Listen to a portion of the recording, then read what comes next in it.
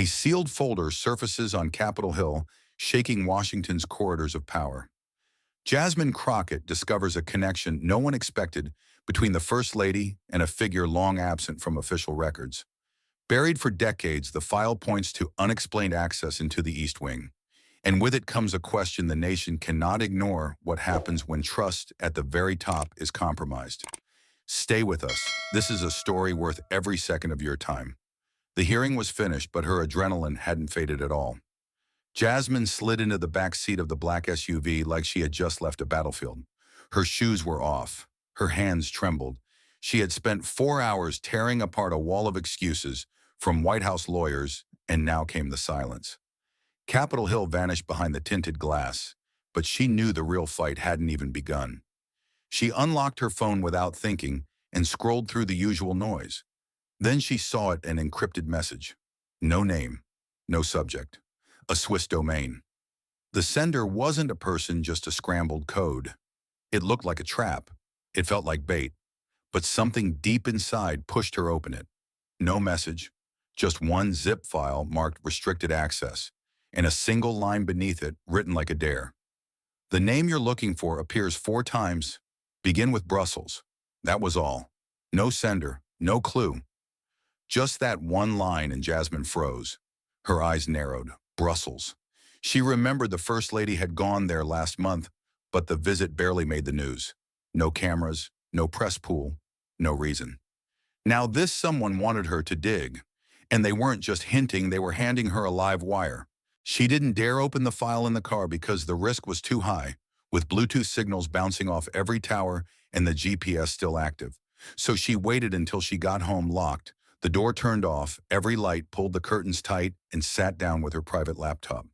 When she finally unpacked the file, her breath stopped, because inside were the unfiltered White House travel logs, real records, not the usual summaries or the polished press releases she was used to seeing, but raw data she had only ever viewed in redacted form, thick with black lines and omissions.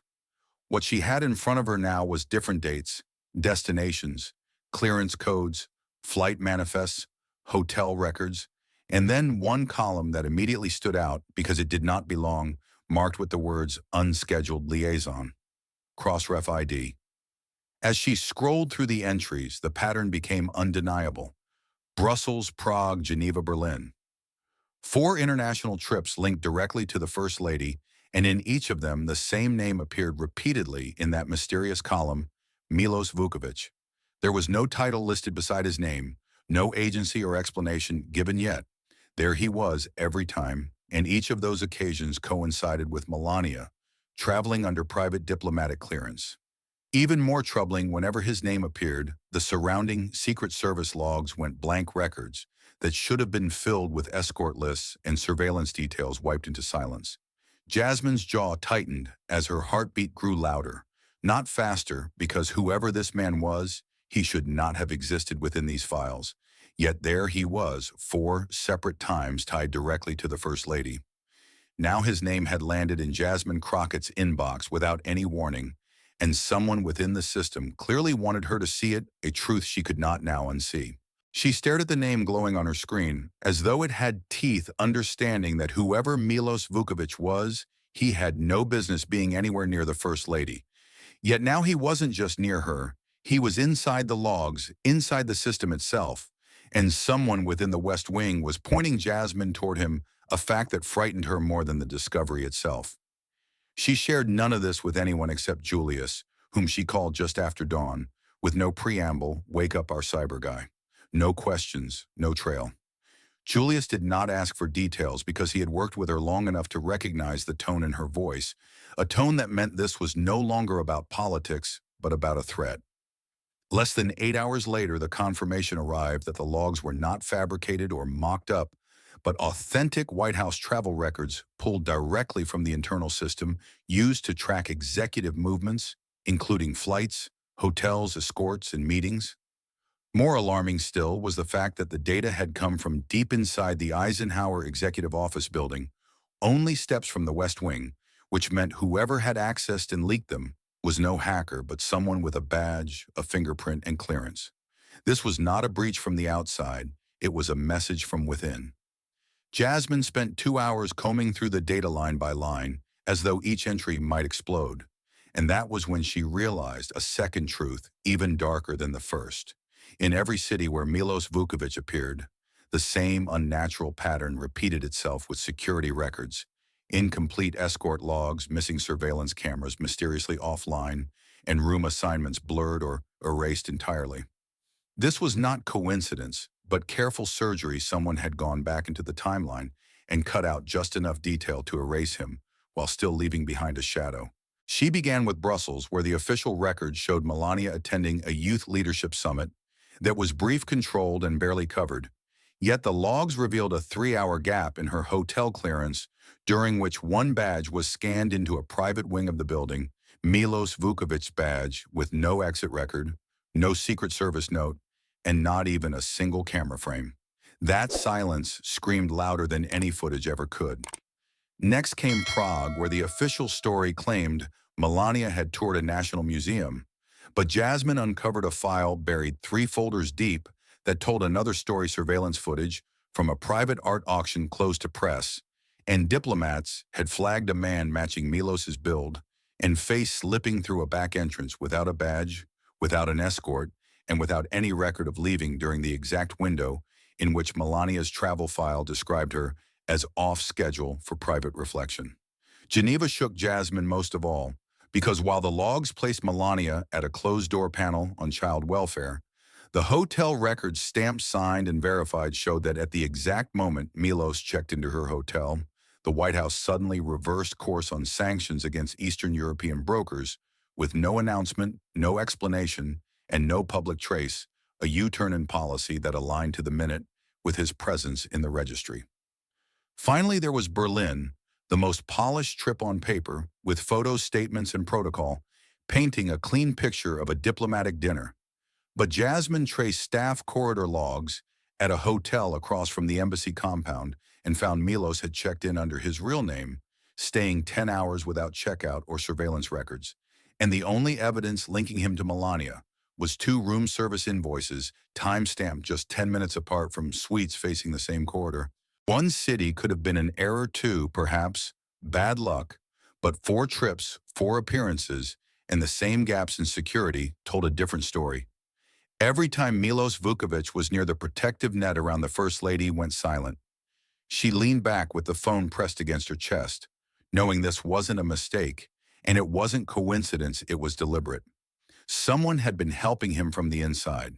One thing was certain: this wasn't just a name in a file anymore. This was a ghost written into the system. To uncover who he really was, Jasmine needed someone who didn't believe in ghosts, but knew how to catch them. She called Rufus Kane just after 6 a.m. No small talk, no explanation, only 6 words: "I have something. I need you." He didn't ask because he already understood Jasmine only called when she was at the edge of something explosive. By 8:30, she was at his door alone, collar up, leather folder tucked under her arm. The street was quiet, though her pulse was not.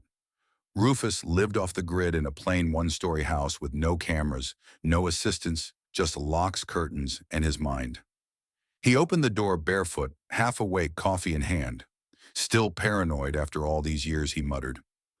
"Not paranoid," Jasmine answered as she walked inside. "Just alive."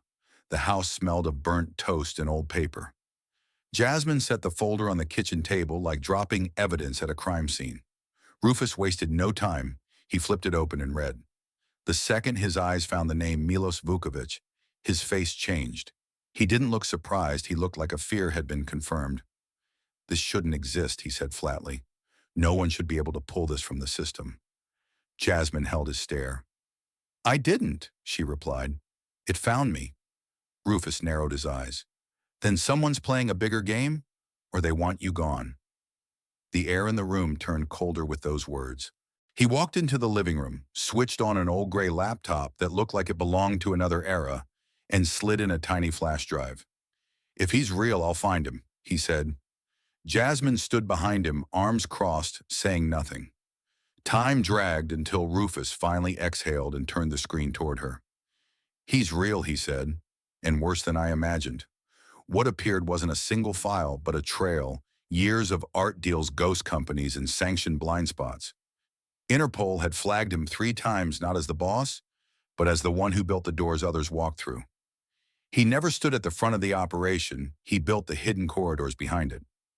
Rufus opened a PDF marked with a gray header and a red stamp, an internal use-only document that wasn't a report to read, but a warning meant to be buried. Vukovic's name appeared next to companies used for laundering stolen art paintings, moved across borders under diplomatic cargo, and sold for millions through fake auctions. He had never been arrested or questioned, but his fingerprints, financial, digital, logistical, were everywhere. Offshore accounts, midnight transfers, art brokers who disappeared after deals closed. This isn't a fake accent dealer, Rufus said. He builds pathways between money politics and culture without leaving prints. Then came the detail that froze Jasmine. Rufus dug into encrypted U.S. Customs data, all time-stamped. He was stopped at Miami International last year. Rufus said, his eyes fixed on the screen, flagged by an officer for an odd diplomatic exemption code. Jasmine's voice dropped. So why isn't it in DHS records? Rufus met her eyes. Because it got erased. 4 days later, the entry was deleted from federal systems. Silence filled the space. Then he added what she already feared. There's only one way it was buried by the executive branch. Jasmine leaned back in her chair, staring at the wall as if it might answer. She didn't need to speak. The silence said everything. Vukovic hadn't slipped past security, he had been pushed through it. No badge, no job, no reason. Only someone powerful enough to clear him after the fact. Her jaw tightened, her hands stayed still, but her mind was racing. This wasn't politics anymore. This was a man moving untouched through every firewall she thought was secure, carrying a name no one dared speak. And now he was hers to uncover. She didn't need publicity. She needed an opening. With only a name and a sealed folder in her lap, Jasmine Crockett was preparing to walk straight into the room where no one else wanted to face the question. The chamber wasn't large, but it felt heavier than most courtrooms. There were no cameras, no journalists. Just the cold weight of formality and the faces of 12 people who thought today would be procedural.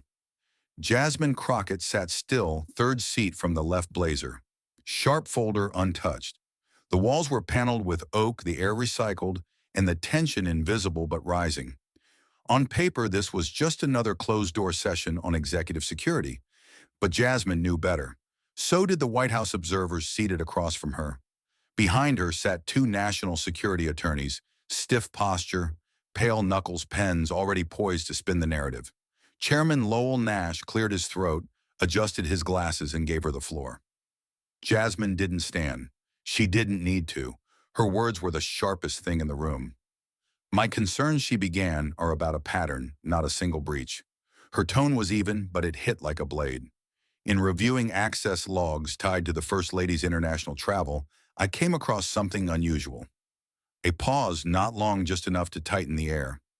One of the White House liaisons leaned forward and whispered to his partner. Jasmine saw it, filed it, and continued.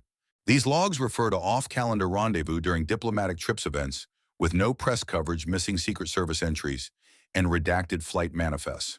Her voice stayed calm, but there was a quiet charge under each word. In 4 separate instances, across 4 different countries, I found the same name attached under the column labeled Unscheduled Liaison. She lifted her eyes from the folder and locked onto the chairman. The man's name is Milos Vukovic. 46 seconds. That's how long it took to rupture the silence between power and exposure.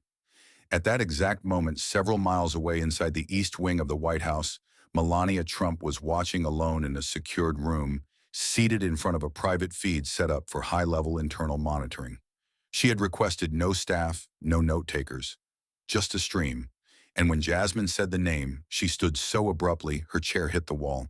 A glass of water toppled off her desk and shattered.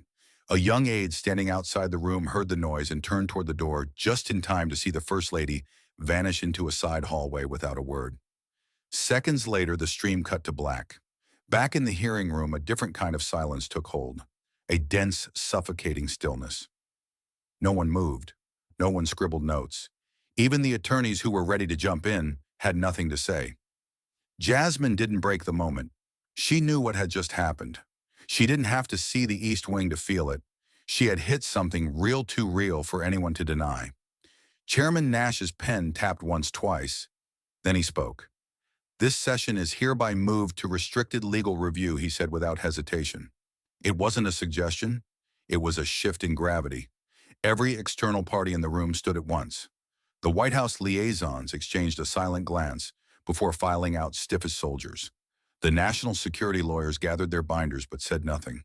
A few aides lingered in the back, unsure, until Nash gestured firmly toward the exit. Jasmine didn't look at them. Her eyes stayed forward. The folder still sat closed in front of her. She hadn't even opened it yet. She didn't need to, because the moment she said that name, everything else had already opened. The hearing chamber emptied like a theater after the final act, except this curtain hadn't closed. It had been ripped open. And far away in the east wing of the White House, the scramble to contain the fallout had already begun. Less than 2 hours later, the east wing went dark. Not in a literal blackout, but in a digital one, so surgical it could only come from the top. The entire internal scheduling system for the First Lady's office was lock-sealed and stripped of visibility. Calendar events vanished. Archived emails returned missing file errors. Access credentials that had worked for years were suddenly revoked. Even internal staff with full clearance were locked out of their own inboxes. No alerts. No explanations. Just a full system freeze. IT staff were instructed to stand down. All inquiries were rerouted through a private legal liaison. Nobody said Melania's name aloud, but everyone understood this wasn't a glitch. It was a deliberate wipe. And still, that wasn't the worst part. At exactly 7:32 p.m. Eastern Time, a video leaked. Short, blurry, but undeniable. It didn't show espionage. It didn't need to. It showed recognition, connection, presence.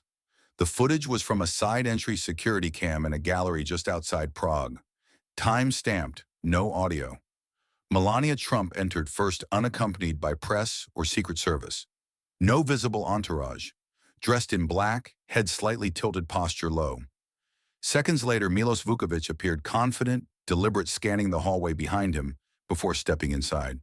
They didn't hold hands, they didn't speak. But they walked together into the back of the auction house behind a door marked "Private Sale, Invitation Only."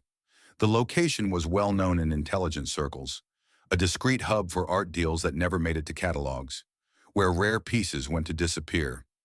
No State Department records showed a diplomatic stop in Prague that month. No photo ops, no public itinerary, no record that Melania Trump had ever been in the country at all. But the camera said otherwise, and that changed everything.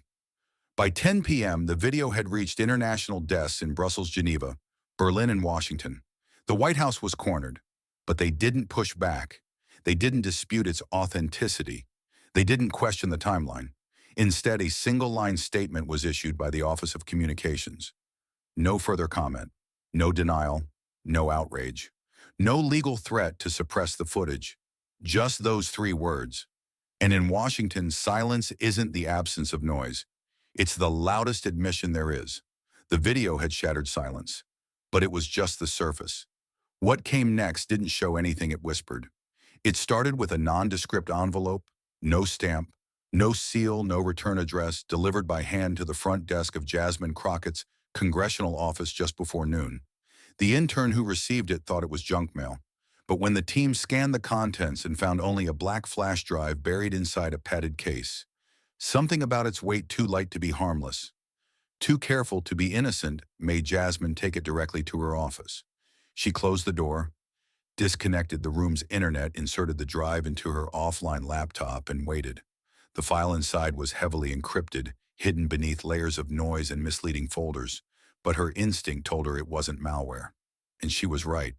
There was only one file on it, an audio recording, low quality but crystal clear in the way that mattered.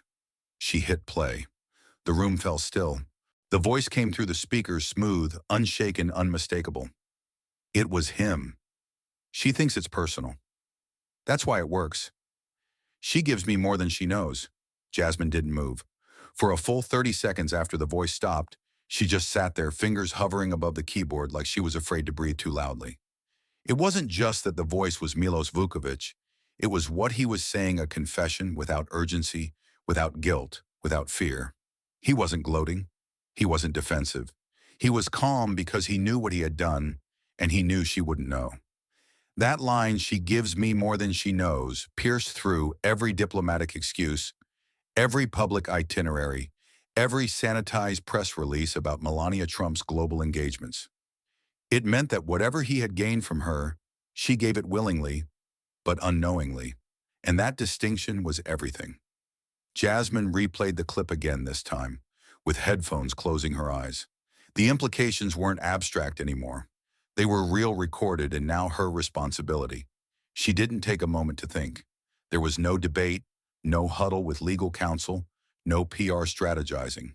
She composed an email addressed directly to the chairman of the Oversight Committee, attaching the recording, encrypting it with 2 additional layers, and typing only one line beneath the file name. No introduction, no closing statement, just this: "If this isn't handled internally, I will release it publicly, unedited, and in full." Then she signed it digitally, time-stamped it, and hit send. No press conference, no whispered threats in private chambers, no delay, only Jasmine, standing, again, before the storm even knew she'd fired the first shot. Jasmine Crockett had drawn a line, and now the world was watching what would happen to anyone who crossed it. The flash drive had spoken louder than any speech ever could. The voice of Milos Vukovic, hauntingly calm, carried the weight of something far more dangerous than scandal. It whispered of betrayal, wrapped in intimacy, of secrets given in trust and stolen in silence. Within hours, the audio leaked to the press, not from Jasmine's office, but from somewhere deeper, somewhere that wanted the chaos just as much as they wanted the cover-up gone. It exploded across every platform. The New York Times posted a breaking alert with just 2 lines: confirmed. Milos Vukovic speaking in leaked recording. Implications still unfolding. BBC interrupted regular broadcasting. CNN dropped its entire evening lineup and went wall-to-wall with expert panel security analysts and voice recognition specialists. The quote itself, "She thinks it's personal. That's why it works. She gives me more than she knows," was repeated every 3 minutes. It became a chilling mantra. The press didn't just report, they swarmed. Outside the Capitol, reporters gathered like storm chasers, hungry and breathless. Inside, staffers rushed through hallways with folders clutched tight to their chests. Members of Congress avoided eye contact. Security doubled outside Jasmine's office. What was once a quiet corridor now pulsed with tension, like the walls themselves were bracing for detonation. But Jasmine, she moved through it all with deliberate calm. Black coat, earbuds, and head held high. No aides, no press team, just a woman carrying the weight of what she had already unleashed. When a reporter asked Congresswoman Crockett any regrets, she paused, turned halfway, and said without flinching, "Only when people knew," and stayed quiet. By midday, the White House scrambled for control. A press conference was called under the banner of national security, but everyone in the room knew the real reason: damage control. The press secretary's voice was clipped, rehearsed, and trembling beneath the surface. "Congresswoman Jasmine Crockett acted recklessly," he said. "She endangered diplomacy, undermined national institutions, and weaponized sensitive content for political theater." The room went silent, but he never said the tape was fake. He didn't deny Milos's voice. He refused to answer direct questions. Was there a relationship between the First Lady and Vukovic? Is the administration launching an internal investigation? Did classified information pass through unsecured hands? Every time the answer was the same: no comment at this time. But the nation didn't wait for permission to react. The country split clean and sharp. One half stood behind Jasmine scholars, military veterans, former intelligence staff, and everyday citizens who believed someone finally had the courage to say what others buried. They called it overdue accountability. University debates erupted over congressional power and First Amendment protections. Radio hosts replayed the quote every hour. Opinion writers defended Jasmine not as a radical, but as a constitutionalist demanding truth from privilege. They didn't need to know everything, they just needed to know someone was finally brave enough to ask. The other half? They didn't see bravery, they saw betrayal. Conservative networks branded Jasmine as dangerous, unstable, even delusional. Some lawmakers accused her of fabricating evidence. Others argued she had broken the law. Commentators speculated about political ambition, accusing her of using Melania as a target to boost her own image. Headlines shifted: Jasmine Crockett defender or Divider talk shows questioned whether Congress had become a courtroom and whether Jasmine had just put the First Lady in the country in harm's way. It wasn't just a political line she had crossed. To many, it was personal. And then came the anonymous confirmations, the voices from the shadows. Former intelligence operatives began speaking through secure channels.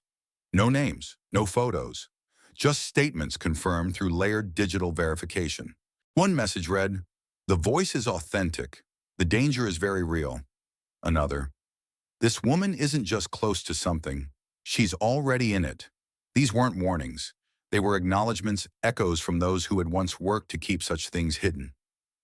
Jasmine hadn't found a thread. She had ripped open a wall, and yet she didn't falter. When a swarm of journalists waited for her outside the Capitol that evening, she didn't hide. She stood before them, no podium, no script, and said clearly and calmly, "I didn't accuse anyone. I pressed play, that was it." One sentence. But it landed like a hammer. Legal experts across networks debated whether she'd violated confidentiality. Constitutional lawyers defended her as a whistleblower. Think tanks issued white papers. Ethics committees called emergency sessions. But to the public, there was no turning back. Something had been exposed, not just about Melania, not just about Milos, but about the way power cloaks itself in silence.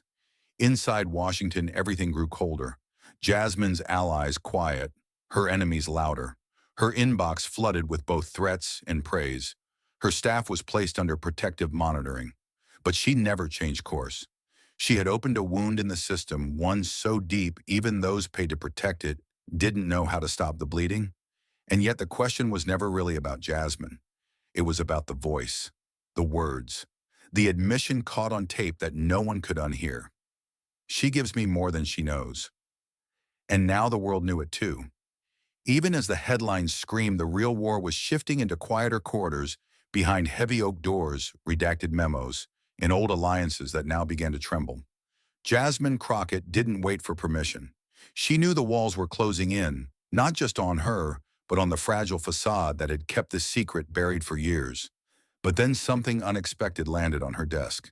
A plain envelope, no return address, no stamp, slid under the door sometime between midnight and sunrise. Inside, a single sheet of parchment paper, thick and cream-colored, written in sharp black ink. "You're touching what no one dares. Don't stop." No signature. Just that sentence. It wasn't a threat. It was a signal from the other side of the aisle. Someone in power was trying to say, "Keep going." The handwriting was unmistakably male, steady, and deliberate, likely someone educated in private schools and trained to keep secrets. Jasmine stared at it for a long moment before folding it neatly and sliding it into her blazer pocket. Not as evidence, as a reminder that even in the halls of hypocrisy, someone still had a pulse. That same day, her research team flagged something buried in travel records from Europe. Milos Vukovic had spent 3 days at a private estate in France, owned by the Valcourt family, a dynasty known not for headlines, but for donations. The Valcourts had advised multiple U.S. campaigns, funded political retreats, and hosted diplomats for dinners disguised as charity. The guest log showed Vukovic signed in under a pseudonym tied to a defunct art logistics firm. Jasmine immediately cross-checked Melania Trump's travel from that same month, her scheduled private cultural tour in Lyon. 3 days, no press allowed.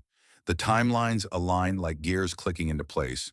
One of Jasmine's analysts traced flight data and customs logs showing Melania's jet arriving at the Lyon airstrip just 48 hours after Vukovic checked in. Jasmine's assistant whispered, "There's no way this is random." She agreed but said nothing. What unnerved her wasn't just the overlap. It was the silence around it. Not one press release, not one photo op, nothing but a brief mention of private engagements on the First Lady's official calendar. Jasmine requested every available source: GPS logs, hotel records, security car logs. One note stood out: room service, listed 3 guests for 1 suite at the Valcourt estate. The time matched the Vukovic registry. Jasmine closed the folder and whispered, she wasn't just there. She was covered. The mood on Capitol Hill shifted from denial to damage control. A private committee, mostly Republicans, floated a proposal for an internal intelligence review, sealed off from media, shielded from public records, and designed to disappear. Jasmine didn't blink. "You want me to testify in a black hole?" she said flatly. No. She formally requested to deliver her findings in a closed-door classified session, not hidden, but protected with a transcript under oath. Her terms were simple: no redactions, no edits, no gag orders. She would speak once clearly, and it would live on record. The room she walked into 2 days later had soundproof walls, a single stenographer, 3 security officers, and 7 lawmakers who didn't know whether to look at her or the folders she carried. They chose the folders. Jasmine began with a timeline. She flipped page by page, laying out how Vukovic's movements tracked precisely with Melania's foreign travel: Brussels, Prague, Geneva, Berlin, and now France. Then came a heat map: flight paths, embassy visits, unscheduled detours. She showed images of Melania entering vehicles without Secret Service, Vukovic checking into side entrances of luxury hotels, and a courier's invoice for antique documents registered under a shell company owned by Milos. A senator leaned in squinting. Another just muttered, "Christ." Jasmine continued a statement from a French valet who handled bags tagged East Wing, and a witness who recalled hearing Slovenian and Serbian spoken in the dining hall. Every document felt like a match lit in a room full of gasoline. Then came the testimony no one expected. A retired Secret Service agent had agreed to meet privately off record, but Jasmine convinced him to testify confidentially under oath. He entered the room in a simple suit, silver-haired, quiet. When asked if he had ever seen Milos Vukovic inside the White House, he answered without pause. "Yes, East Wing, private hallway, no credentials cleared. I raised it. I was told to stand down. That was it." 5 sentences that cracked the entire chamber. One congressman sat back in his chair stunned. Another crossed his arms but said nothing. Jasmine didn't look at them. She looked at the court reporter and said, "Please read that last line again." The room went still. She ended her statement by placing one final photo on the table, a blurred but visible frame of Vukovic standing at the base of the private East Wing stairs, his jacket unzipped, holding a leather case. Timestamp 2:07 a.m. Date 6 weeks before the Prague trip. She didn't speak. She didn't have to. The silence spoke louder than any headline. One lawmaker finally broke the pause and whispered, "What exactly are we looking at?" Jasmine's reply was cold and clear. "The hole in your national security." The firestorm had reached the doorstep of the White House, but Jasmine Crockett stayed still, unmoved, unshaken. She didn't run to the networks. She didn't schedule interviews or craft punchy one-liners for headlines. While others might have turned this moment into a campaign, she refused to exploit it. The truth was too sacred for theatrics. Jasmine moved quietly, methodically, and with the weight of history behind every decision. Instead of taking to the podium, she did something far more dangerous. She packaged the entire trove of data, from encrypted travel logs to satellite snapshots, and delivered it directly to 27 members of Congress. These weren't her political allies or ideological friends. They were the representatives of every color and stripe: red states, blue states, swing districts. "Let them see," she told her chief of staff, "all of it, without filter, without defense, without spin." What she sent was not just evidence, it was a mirror, and every recipient had to decide what they saw staring back at them. She attached no letterhead, gave no instructions, and made no phone call to explain. The files spoke for themselves: GPS records aligning with unlisted diplomatic meetings, foreign hotel check-ins under false names, timestamps showing Milos Vukovic arriving minutes before closed-door defense briefings, always in the shadows, never on the books. Her message was simple: if you still choose silence, you're complicit. And something about that silence, how deliberate it had become, was what frightened her most. Hours passed. Then the phone started ringing. Not reporters, not lobbyists, staffers, legislative aides, even a few hardened senators. Some just asked, "Is this real?" Others didn't say anything. They just hung up. Jasmine knew that kind of silence. It wasn't doubt. It was dread. Outside Capitol Hill, something unexpected happened. A podcast usually buried deep in the algorithm exploded overnight. Its host, a former Marine now disillusioned with both parties, uploaded a raw 12-minute monologue that didn't ask for clicks, it demanded them. His voice was rough, damaged by combat and time, but steady. If one outsider can manipulate policy just by being trusted, he said then, we've never had real security to begin with. It hit like a bullet to the national conscience. He wasn't quoting documents. He wasn't repeating Jasmine's claims. He was responding to something deeper, the realization that power, when seduced by comfort, becomes the easiest thing in the world to steal. We talk about threats from outside, he continued. But what about the ones who walk in through the front door, smile at the First Lady, and leave with a nation's secrets? Within hours, millions had heard it. Veterans shared it. Teachers played it in classrooms. Retired analysts reposted it, saying nothing but saying everything. As the momentum built, the journalists finally came. But not the ones from press rooms or pundit panels. These were the quiet ones, the ones who didn't get invited to galas, who still carried notepads instead of smartphones, who got paid per story, not per appearance. One independent outlet based in Prague released a scathing exposé linking Milos Vukovic to the derailment of an EU-Ukraine trade pact, a pact that was mysteriously sabotaged 3 days after his arrival.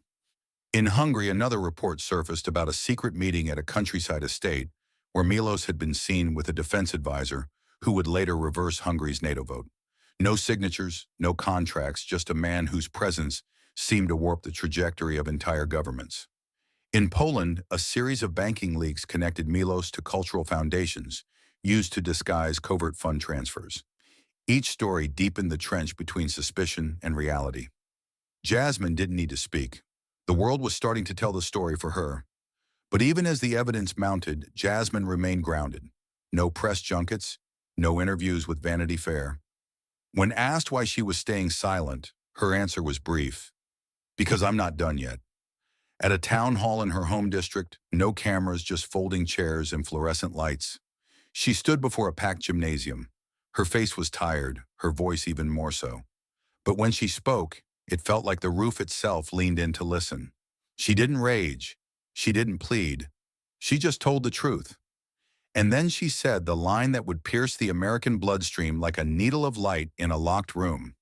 Silence is the gift that power always hopes to receive, and the public always seems ready to give. But as of today, that gift is revoked. The room didn't erupt, it froze. It held its breath for 2, maybe 3 seconds, like the words had sucked the air out of the room. Then applause thundered through the walls. But it wasn't loud in the way rallies are loud. It was human, emotional, honest. One man, a Vietnam vet, stood and saluted her. A mother with 3 kids whispered, "Thank you," and clutched her purse as if gripping history. Another woman shouted, "You're not alone."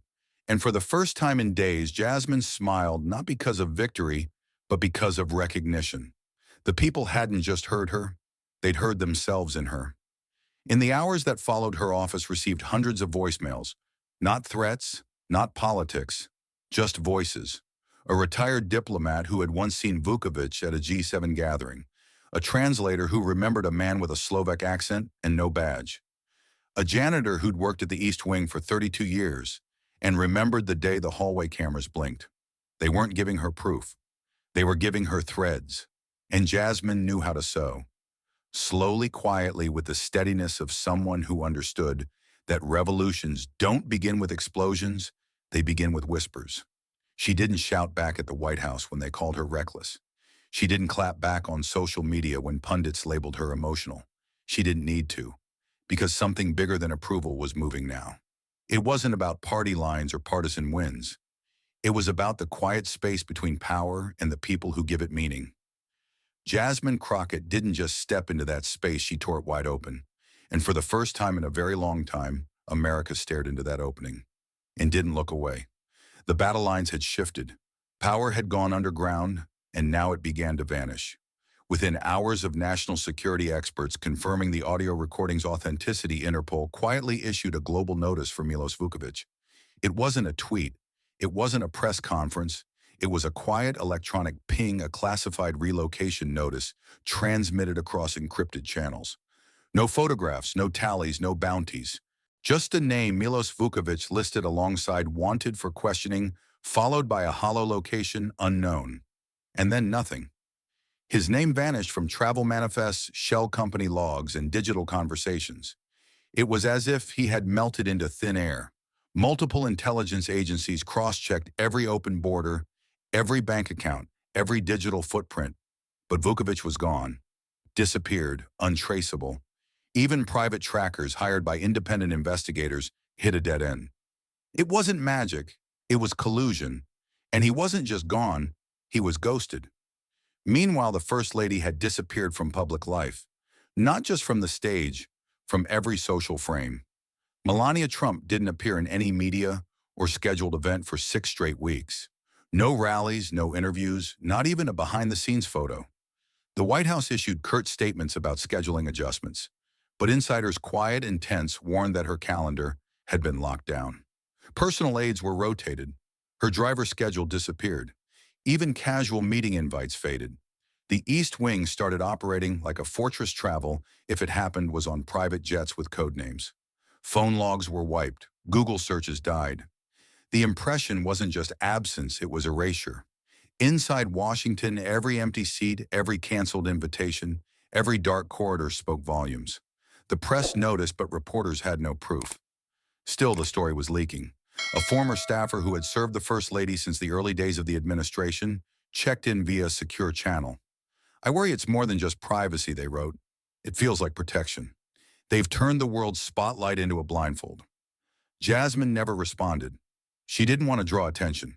But every newspaper, every blog, every whisper board in Washington was asking the same question: where is she?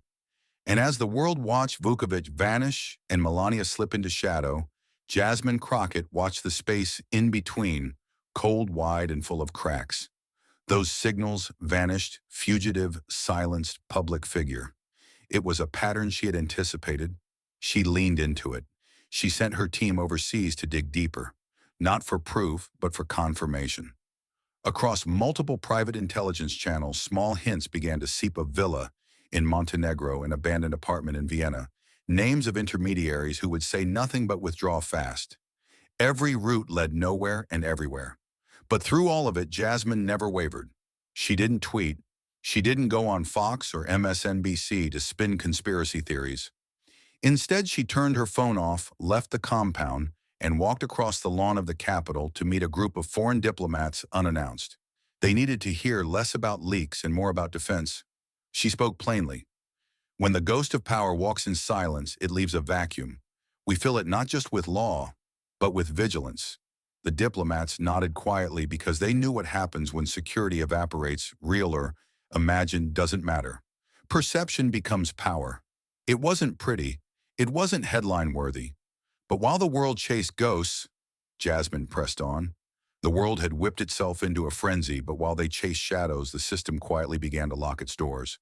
Within weeks of the fallout, Congress passed a new law with almost no fanfare, no camera, no ribbon cutting, barely a press release. It required the full disclosure and transparency of any foreign or private contacts made by immediate family members of the president and vice president during official travels, a kind of internal X-ray for the inner ring of power. Not just their names and dates, but travel logs, meeting briefs, hotel names, and security details. Everything had to be documented and publicly archived. The text went into effect the moment it landed quietly at the president's desk, and by midnight, metadata rules were changed. That law born of scandal would remain, hidden from headlines but real, enforced, and irreversible. It wasn't a political stunt. It was a bloodline break, a mandate that the people closest to power could no longer float in the shadows. Jasmine Crockett had made it happen. And now the law lived in Capitol systems, forcing exec records to cough up secrets. But she didn't take credit. She didn't stand on TV. Instead, she traveled to a small high school in rural Iowa. No press, no fanfare, just a flyer and a dozen chairs set up in a gym. The town was sleepy with red bleachers and pastel posters declaring, "Town Hall tonight." Locals lined the back wall, teachers, farmers, families. She walked in quietly, smiling but tired. This wasn't a rally, it was a conversation. Speaking into a microphone that crackled more than most, Jasmine didn't repeat her resume or her talking points. She leaned forward and looked into those faces: neighbors, grandparents, shop owners.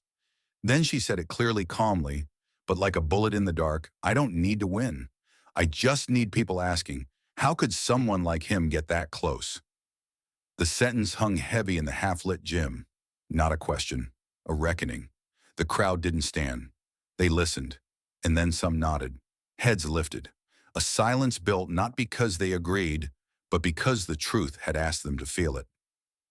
Homes across Iowa talked about that moment.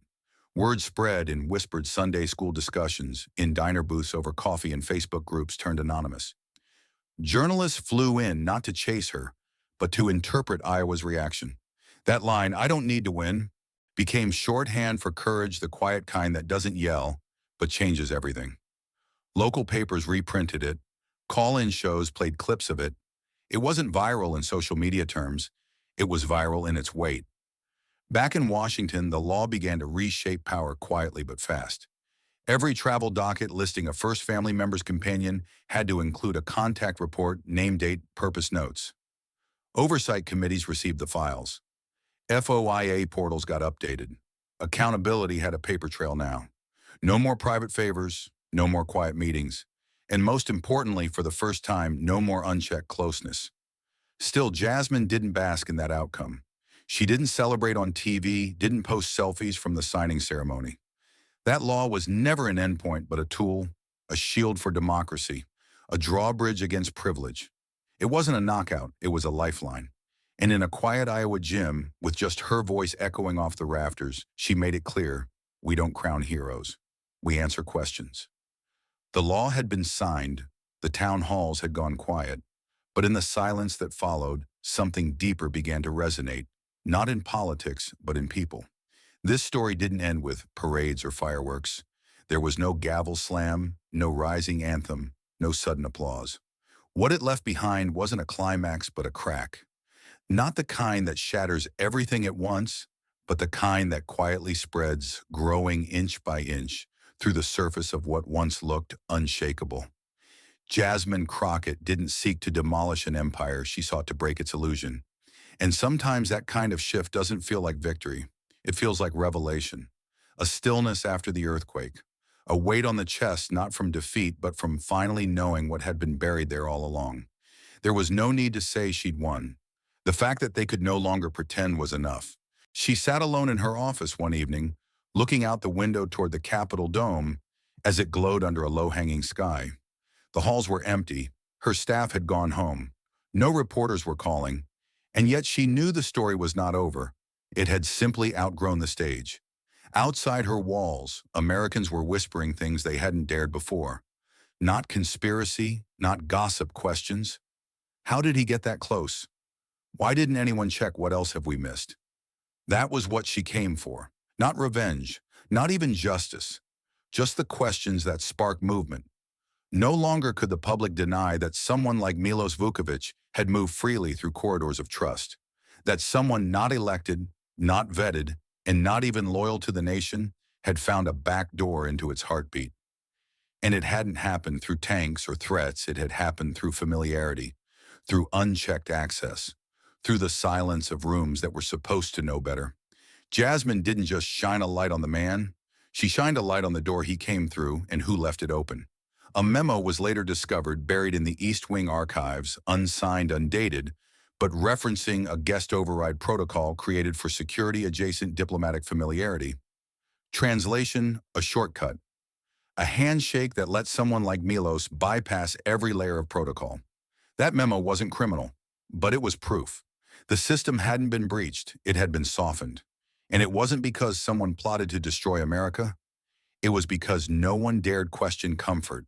No one wanted to look closer at privilege wrapped in manners and charm. Until Jasmine did. And when she did, she didn't shout. She didn't scream. She spoke clearly with the kind of voice that doesn't seek to dominate, but demands to be heard. The kind of voice that rises not from ego, but from responsibility. The kind of voice that says, I was sent here to ask, so I will. And in the end, that voice cracked the wall. Because here is what the ending really looks like. Not a courtroom, not a resignation, not a headline, but one line whispered across generations, now carved in the air like a warning and a promise. Power does not regulate itself. Truth does not reveal itself. But one voice spoken at the right moment can fracture a wall sealed for decades.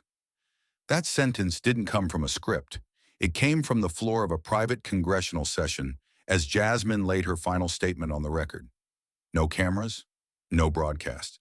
But the words were copied, quoted, and repeated until they rang louder than any siren. She didn't speak them for applause. She spoke them as a burden because once you say the truth out loud, you're responsible for where it lands. She would later be called reckless, heroic, divisive, brave. It didn't matter. What mattered was that history now had a record, a timestamp, an unerasable moment where one woman chose not to remain silent even when the system asked her to, especially when it did. That choice didn't change everything, but it changed enough to keep the door open for whoever came next. Weeks later, a freshman congressman asked her how she knew when to speak. Jasmine didn't give a poetic answer. She didn't cite a moral code or spiritual pull. She just looked him in the eye and said, "When no one else will say it, that's usually when it matters most." And with that, she stood up, gathered her bag, and left the room. No spotlight, no cameras, just the sound of the truth staying behind. Because sometimes the end of a story isn't about closure. It's about courage. Not everyone will recognize the moment the wall cracked. Not everyone will admit it happened. But from that day forward, every room Jasmine Crockett walked into came with one invisible weight they knew, and they could never unknow it again. When the screens dimmed and the last flash drive was sealed away, no one cheered. No anthem played. But the silence that followed wasn't defeat, it was a reckoning. And in that stillness, something louder than applause began to rise: clarity. The story didn't end with courtroom gavel bangs or breaking news banners. It ended in a whisper shared between people who had finally seen too much to stay silent. What Jasmine Crockett gave the country wasn't a headline, it was a mirror. A mirror held up to a system that had grown used to shadows that had operated for years, on the assumption that no one would dig deep enough or dare enough to ask the right question at the wrong time. This wasn't just about Milos Vukovic or the East Wing or a sealed corridor in Prague. It was about how silence was weaponized, about how trust once handed blindly could be used to smuggle danger through the front gates of democracy. The final truth wasn't about scandal, it was about neglect. It was about how power had become too used to being followed, too unaccustomed to being watched. And Jasmine, she didn't just watch, she lit the room on fire. What she uncovered piece by piece, tape by tape, didn't just reveal how far the rot had spread, it reminded everyone just how long it had gone unchecked. Melania wasn't just a name, she was a doorway. Vukovic wasn't just a man, he was a mechanism. A ghost in tailored suits passed through embassies and gala halls, feeding off a system that forgot how to ask who, when, and why. And for too long, no one wanted to ask because the answers were too expensive. But Jasmine did. She asked when it hurt the most, when it meant losing favors, when it meant sleeping with two phones on, and a security team outside her door. She asked because no one else would. The lesson here doesn't live in the archives of Capitol Hill. It lives in the way people started to shift in their seats when she spoke. It lives in that exact moment recorded time-stamped, when a first lady spilled her water and vanished from a room. It lives in every page of every dossier Jasmine didn't keep for leverage, but handed out to representatives of 27 states without a press conference or camera in sight. It lives in restraint, in dignity, in the decision to speak not for power, but for prevention, because she didn't need to destroy anyone to make her point. She just needed the truth to breathe. And in that breath, the country began to see itself without makeup, without handlers, without filters. A country where even the East Wing wasn't safe from exploitation, where diplomatic trips could hide personal motives, where sealed visitor logs and encrypted messaging apps were no match for a woman who knew how to read silence. Jasmine didn't take down the system. She reminded it of its own rules. She didn't call for war. She called for accountability. She didn't chase chaos. She traced it, and she made others trace it too. The lesson that we've misunderstood what strength looks like. It doesn't always sound like yelling in a chamber. Sometimes it looks like quietly holding up a flash drive and saying, "I know what this means." It doesn't always arrive in numbers. Sometimes it's one woman walking into a hearing alone, with only her voice and a folder of coordinates, timestamps, and names. The country was never meant to learn. It means understanding that patriotism is not measured by compliance, but by confrontation with what endangers the very idea of trust. It means recognizing that silence isn't peace, that calm isn't truth, that tradition isn't justice, and that no matter how much power surrounds a lie, it only takes one sentence, spoken with timing and evidence, to unravel decades of illusion. Jasmine Crockett didn't win anything in the traditional sense. She wasn't crowned. She wasn't thanked by the very institutions she defended. But that was never the point. As she said herself in Iowa, standing in a plain high school gymnasium with no teleprompter, "I don't need to win. I just need people to stop and ask, how did someone like him get that close?" That line echoed further than any campaign slogan ever could. It wasn't a call for attention. It was a call for reflection, for civic hygiene, for making questions normal again. And when the applause came, it wasn't thunderous, it was heavy, because it meant responsibility was finally coming back to the people. And the people responded, not with outrage, but with action. Independent reporters started revisiting old trade routes Vukovic had touched. Veterans opened podcasts not to stir the pot, but to warn others of how easily trust can be repackaged and sold. Students wrote essays not about Jasmine, but about systems, about transparency, about how governments should never rely on personality over process. The story sparked no revolution, but it started a movement, a quiet, steady awareness that history doesn't protect anyone, that scrutiny is not disrespect, it's defense. If there's one message that will survive long after the names fade, it's this: democracy is not immune to charm or to compromise. It is only as strong as its least comfortable truth. And every once in a while, someone comes along and dares to speak that truth, not to destroy, but to rebuild. Jasmine Crockett was that voice. And her legacy won't be measured by seats won or polls climbed. It will be measured in every system that now asks harder questions, in every briefing that double-checks names, in every whisper that says, "Wait, who signed off on this?" Because power never corrects itself. Truth never reveals itself. But one voice at the right time with the right evidence can crack open a wall sealed for decades. And that is exactly what she did. That was the impact of one voice. But what about yours? What happens when the next moment calls for someone to speak louder, sooner, smarter, and no one moves? This story isn't just something to be remembered, it's something to be used. Jasmine Crockett didn't stumble into history, she walked into it with her eyes open and her backbone straight. And while her name might be written in headlines, her mission is written in the everyday choices we all face. Every time we ignore a red flag because it's uncomfortable to question it, we reopen the same door she fought to close. Every time we excuse corruption because it's dressed in elegance, we let power manipulate us through distraction. This isn't about the White House anymore.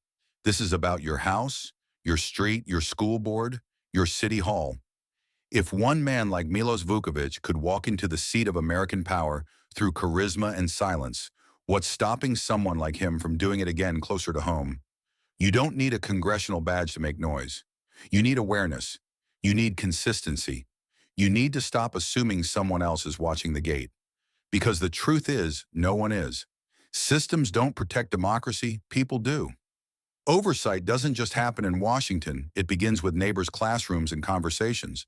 The next Jasmine could be a teacher uncovering a pattern, a nurse noticing irregular shipments, a city clerk spotting a forged name on a contract. And the next cover-up won't look like espionage, it'll look like convenience. It will hide behind trust, reputation, and a smile. That's how it always begins. So here's the call. Don't scroll past silence. Don't normalize doubt. When something doesn't add up, ask. When you see a pattern, document it. When someone tries to shame you into quiet, remember Jasmine Crockett wasn't praised until after the damage was done. She didn't speak to get credit.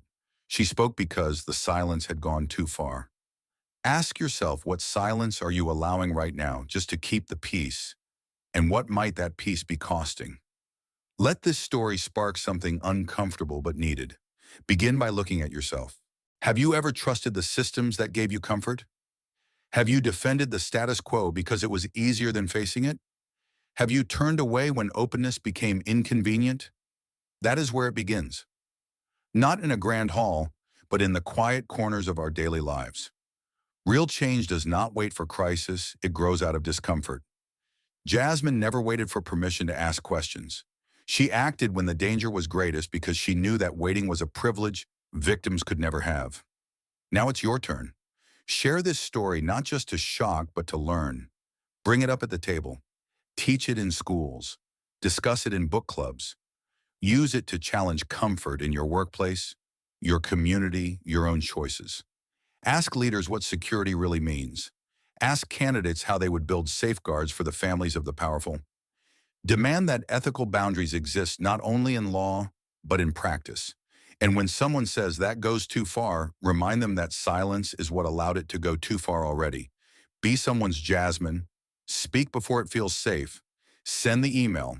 Make the call. Ask for proof. Sign the petition. Raise your hand when the room falls silent. You don't need perfect evidence to ask the first question. Sometimes it only takes a whisper to crack a wall. You never know who else is waiting for that first sound before stepping forward. That is how movements are born. That is how governments change. That is how power learns to fear silence instead of relying on it. So no, this was never just about politics. It was about moral instinct, about how systems can be broken, not with machines, but with trust, and how trust, once abused, becomes the most dangerous weapon of all. Jasmine showed that courage is not always loud, but it is always certain. So be certain, be steady, be watchful, because somewhere, someone is waiting for one voice to make it safe enough to tell the truth. Let that voice be yours. Thank you for watching until this moment and for standing with us on this journey for justice. Your support means everything. Like, subscribe, and turn on notifications so you never miss what's next. And we'd love to hear your thoughts. Leave a comment below and let us know what moved you most in this story. Together, our voices make a difference.